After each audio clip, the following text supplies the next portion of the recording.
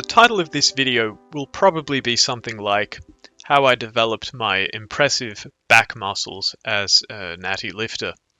I'll flip in a few pictures. The first is from a photo shoot I did in September, and the second is a more recent sort of bathroom selfie thing. Generally, I really dislike videos of the sort that I'm currently making. That's because I think most people are really bad at determining causality in their training. For example, influencers might say things like, my biceps didn't grow until I started doing heavy cheat curls instead of strict curls. But are they really monitoring every single thing they're doing that could contribute to their results? I mean, there are so many factors, so many variables that can impact results other than exercise selection, such as nutrition, sleep, stress management, training intensity, volume, frequency, not to mention genetics, which no one talks about. In fact, sometimes it seems that the very cessation of one training approach can cause adaptations. That is, it's only after you stop doing something that your body can express its full potential.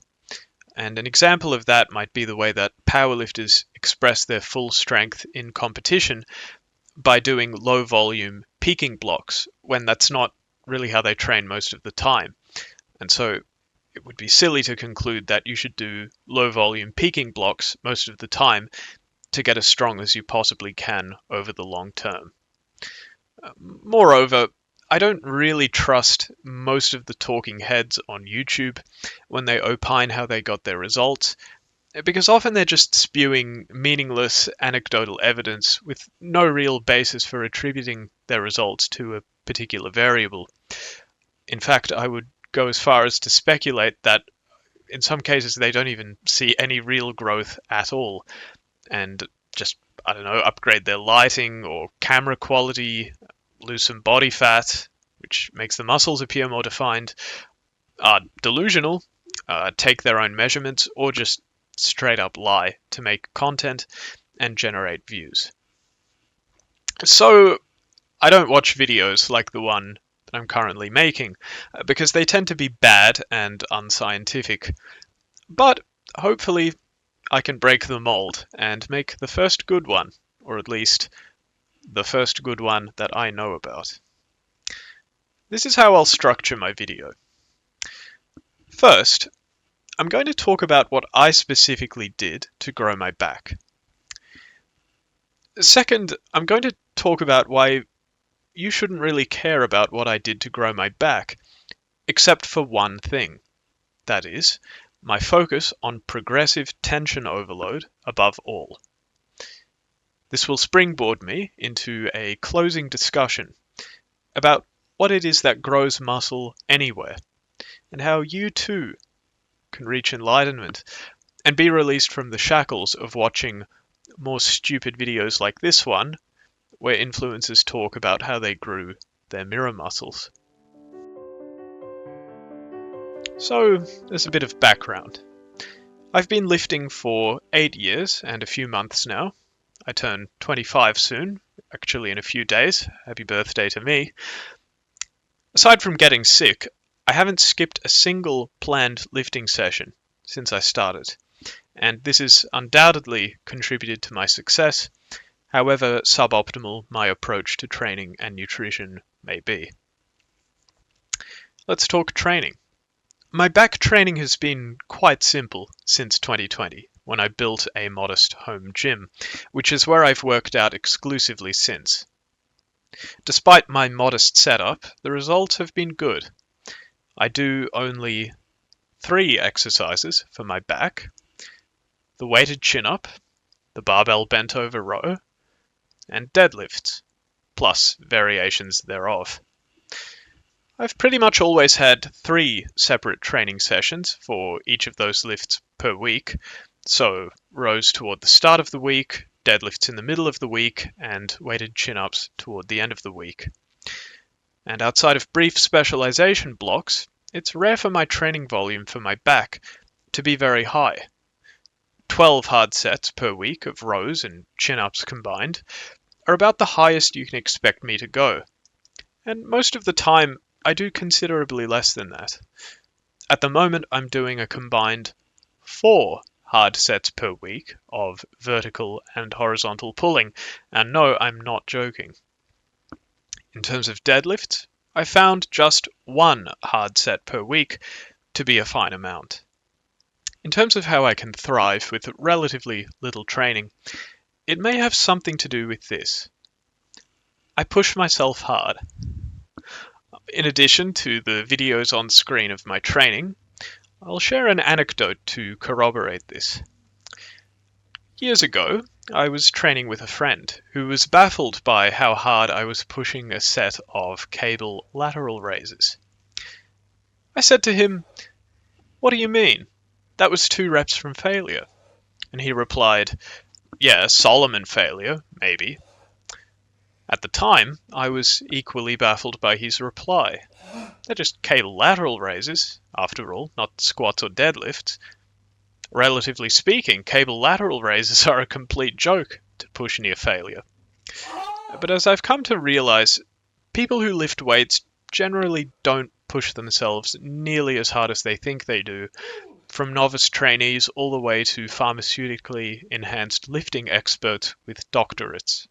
0.76 seconds, 0.75 seconds, 0.76 seconds, 0.9 seconds, and then 1 second. Yes, that says 8 trillion reps in reserve. But this isn't the Mike Israetel video, so let's keep things on track. Bottom line, if you actually train hard, then you can get away with, and even benefit from, less volume than you might think. Let's talk about my focus in my training. I have one main focus, which I pursue relentlessly, which is progressive tension overload. That is, getting stronger in moderate rep ranges. The way I go about this is I set a rep goal, and if I meet it, then I go up in weight a bit next time. That's known as double progression, which is an uncomplicated and time-proven progression scheme dating all the way back to Eugen Sandow, whom I made a video about, an interesting fellow with an ugly side that never gets talked about. I also lift with consistent textbook form on every rep with no supportive equipment. And that's not because I'm some kind of purist, but it's mainly to standardize my performance. After all, how do I know that I've actually gotten stronger if my technique changes from week to week, or I simply tightened my lifting belt more? I aim to reduce that kind of noise as much as I can, such that the only things I have to worry about are my body weight, the weight on the bar, and the number of reps I did. Well, where has this focus on progressive tension overload gotten me? Well, I'd say relatively far. My strength level on weighted chin-ups is classified as elite according to Martin Birkin's strength standards, and I'd like to think that it shows in my back development. I've done a set of 8 with 37.5 kilos attached, chest to bar and from a dead hang on every rep, at a body weight of 73 kilos. It's a total weight of 110.5 kilos for 8 textbook reps. Not to toot my own horn, but this is a level of strength on vertical pulls that's often not even seen in Reuters. In terms of my diet, I spend most of my time in a small calorie surplus. Other information I'll put on screen since it's just too boring to verbalize. Most people I know would describe me as meticulous on the diet front, because I bring a food scale everywhere I go, yes, even to restaurants, and I'm near 100% compliant with my calorie and macro goals all year round. However, I've been keeping track of my food for so long that it's actually second nature to me, and no hardship in the least.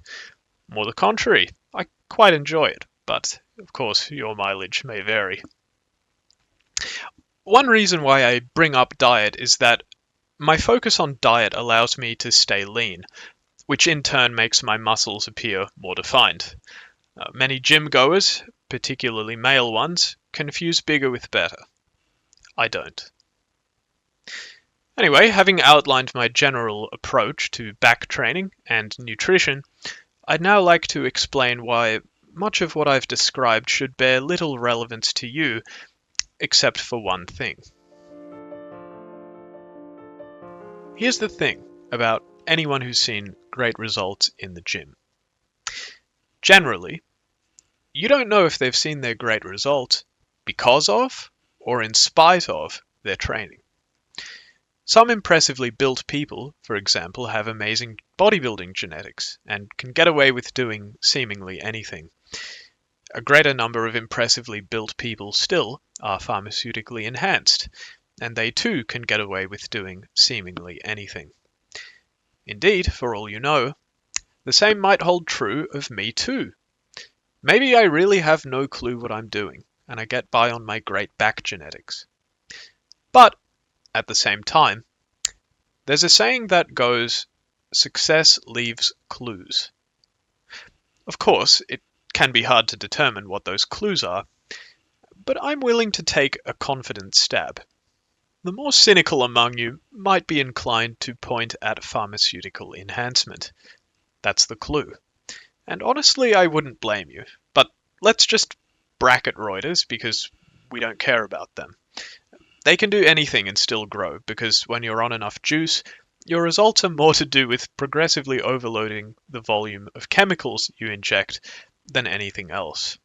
You can train very little or a lot with heavy weights or light weights and still grow plenty if you're taking enough crap. So roider practices are irrelevant to the natural trainee, which is the demographic that I belong to and the only demographic that I care about. So what are the clues that success leaves in natural trainees?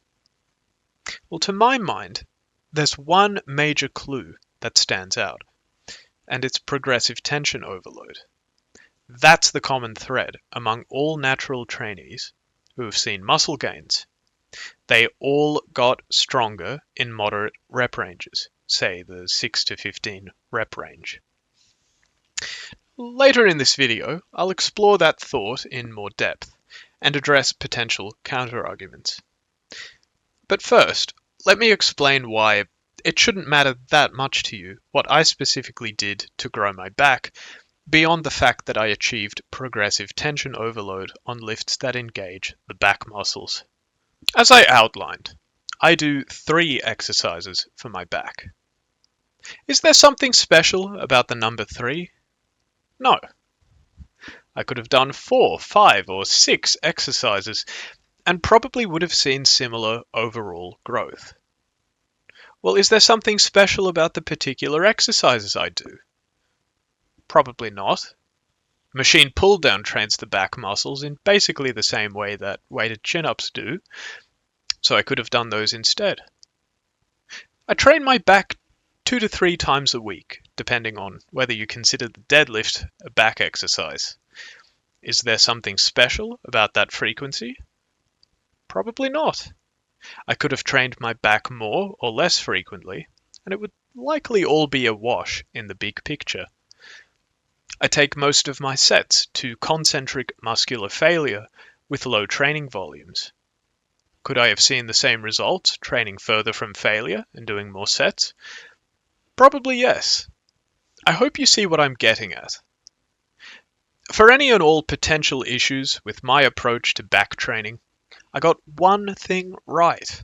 The most important thing of all, by far, to get right.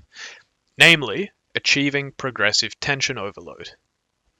All too often, people get caught up with optimizing the relative minutiae, details such as rest intervals, rep ranges, training frequency, exercise selection, and, shock horror, I'm going to say it, even volume, which is all the rage at the moment. Of course, I don't mean to imply that these details aren't worth discussing. They are.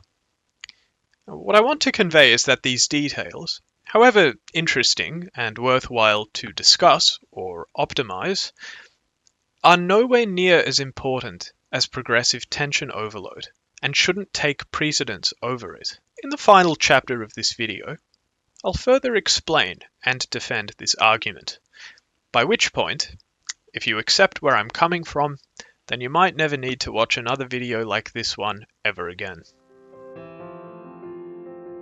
At the start of this video, I said that it's hard to attribute result to any one variable, at least at a personal, anecdotal level. However, there is one thing that I'd be prepared to say that all gym goers who grow muscle over time have in common, and it's progressive tension overload. I'll define progressive tension overload as getting stronger over time in moderate rep ranges. Now, progressive tension overload may not be a sufficient condition for growth over time, since there are things other than growing muscle mass that can improve your strength in moderate rep ranges, such as becoming more neurally efficient with a movement, but I'm prepared to say that it is at the very least a necessary condition for growth over time. That is, you won't find any natural who's growing muscle over time who isn't at the same time getting stronger in moderate rep ranges. And a simple illustration of this is that it's impossible to find a very muscular natural bodybuilder who isn't also quite strong. People strawman this argument all the time. Often it's a simple issue of miscomprehension, where people just don't understand the difference between necessity and sufficiency. They think that because you're arguing that progressive tension overload is a necessary condition for growth, you must be arguing that it's a sufficient condition for growth. So they'll point out someone who's strong but not that muscular and say, "See, you're wrong." But this is a non sequitur. That is, it doesn't follow. Besides the confusion over the necessity-sufficiency distinction, it would be surprising if this strong but small person got significantly stronger over the course of a few years afterwards, without at some point adding muscle mass. And that's because there's only so much neural mileage, as it were, that you can get out of a given amount of muscle mass before you simply need more muscle mass to see further increases in strength. I've heard meatheads say, "Oh, but muscles don't care about PRs," which, while true in a literal sense, since skeletal muscle mass doesn't have the capacity for thought, is definitely not true in a metaphorical sense. A PR can represent that a muscle has gotten bigger, since the bigger a muscle is, the greater its capacity for force production. This is well documented. There are others who point out that there are some huge drug-enhanced bodybuilders who only lift light weights and go for a pump. But in addition to the argument I raised in the previous chapter about how the practices of roiders should be irrelevant to natural bodybuilders, here are two additional points for your consideration. Number one, the fact that some roiders have progressed in the past doesn't mean that they're currently progressing. This also goes for impressively built naturals. And two, the fact that some roiders don't lift heavy weights doesn't mean that they couldn't if they wanted to, or that they're not getting stronger in moderate rep ranges just because they don't train in them. It's not uncommon for very advanced bodybuilders to switch to powerlifting and do well, such as Dr. Lane Norton. And in my good friend Phil Heath's words, I'll let him take the floor. I did give the girl the 130s. Yeah, but it's the point. I don't have to try to do that to go get where I want to go. Hey, Solomon Nelson, we're training at 3 o'clock today. And you said, oh my gosh, we're going to train. Okay, cool. We do that for a week. And then next week you don't show up. Now I'm going to be pissed because I'm like, I set aside a lot of time. This is for my prep. This is for my livelihood. This is not necessarily your livelihood, but it's for me. And try to conjure in your mind what happens when you progressively overload any other training variable. If you progressively overload volume, where volume is defined as the number of hard sets you're doing per week, then that doesn't necessarily equate to growth. You can add as many hard sets as you want over time, but you won't grow if you're not getting any stronger in moderate rep ranges. If you progressively overload relative intensity, say, then that doesn't necessarily equate to growth either. It doesn't matter how many drop sets and partials and forced reps you add over time, you won't grow if you're not getting any stronger in moderate rep ranges. I hope you see where I'm going with this. Now, to some it might sound almost as if it's a cop-out to say that progressive tension overload is the main driver of growth over time. Because it could be seen as akin to saying that progress is what leads to progress. You might think, maybe that's why fitness influencers don't talk about it, because it's seen as a given. It isn't, though, so it needs to be emphasized. A few years ago, what everyone in the evidence-based sphere seemed to push is that training volume is the primary driver of growth. For example, Jacob Schepers, a Melbourne-based bodybuilding and powerlifting coach, wrote in a 2019 article, without qualification and without even a scintilla of supporting evidence, that, and I quote, volume is the main driver of hypertrophy. It still happens even to this day. Team 3DMJ, a supposedly evidence-based bodybuilding and powerlifting coaching team, put out a post a few days ago where they outlined the 3 things from which 80% of your progress is derived. How did they arrive at the 80% number? Dunno. But nowhere among those 3 things is progressive tension overload mentioned. Instead, they give number 1, adherence. Okay, well, adherence is very important, but you can adhere to a really bad routine and see very little progress over time. 2, they write that the program has sufficient volume. Well, it's true by definition that anything sufficient for causing progress will cause progress, so I don't know why they add the caveat, but not too much, because if you've already specified that the volume is sufficient for progress, then no further explanation is needed. So I think they simply don't understand what the word sufficient means over at Team 3DMJ. But more to the point, there's no such thing as a sufficient amount of volume to grow for any given individual. There's certainly a necessary amount, contingent on training intensity and food intake and sleep and stress and a number of other factors, but not a sufficient amount.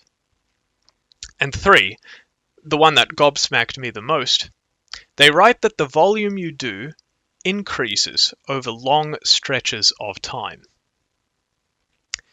Well, it would help if we knew how they're defining volume, but if they're using the popular definition these days of volume as the number of hard sets you do per week, then why on earth would raising that number over time contribute to any growth whatsoever beyond a point?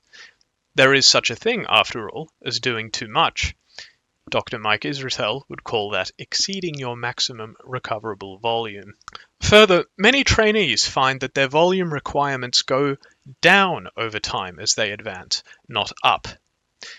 Overall, I think it's fair to say that Team 3DMJ really dropped the ball with this post. So, by no means would you form the impression that progressive tension overload is a given based on watching YouTube fitness content.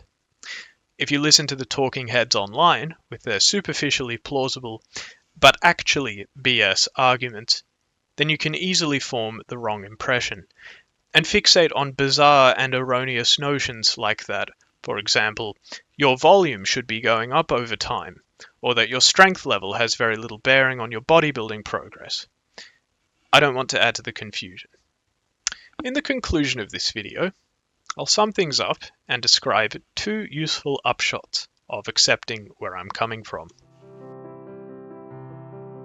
My back is impressive. I grew it by getting stronger in moderate rep ranges on the weighted chin-up, the barbell bent over row, and deadlifts. Sure, I could have done other exercises. I could have trained more or less often. I could have done more volume. But precisely none of that would have mattered if I didn't get stronger in moderate rep ranges over time. Progressive tension overload is key for growth, as I argued, and it should be talked about more. My case is robust. I think if you've been patient enough to hear me out, interpret my case charitably, and incorporate my training philosophy into your own gym routine for a few years' time, then you'll be rewarded handsomely with as incredible a physique as your genetics will allow. But, worst case scenario, you'll ignore me, spin your wheels following the pump and fluff training of juiced up, genetically gifted professional bodybuilders for a few years, and then finally come around. Or not. People are unpredictable beasts, and the world is a rich tapestry. Well, another upshot of you accepting my case is that you won't have to waste your time watching nearly as much YouTube fitness content. If you accept what I'm saying, then at the back of your mind, you'll already have the answer to how all of these fitness influencers are growing their lagging biceps before you even watch their videos. Whether or not the influencers themselves even know it, if they saw any real results at all, then ipso facto, they got stronger in moderate rep ranges. That is, they achieved progressive tension overload. Of course, how they went about achieving that progressive tension overload may still be of interest to you, in which case, go and watch their videos. But watch with a skeptical eye, because there's a lot of BS out there. And of course, you're always welcome to return to this video, in case you want a refresher, or even just a comment, "You know what, Solomon? You were right all along."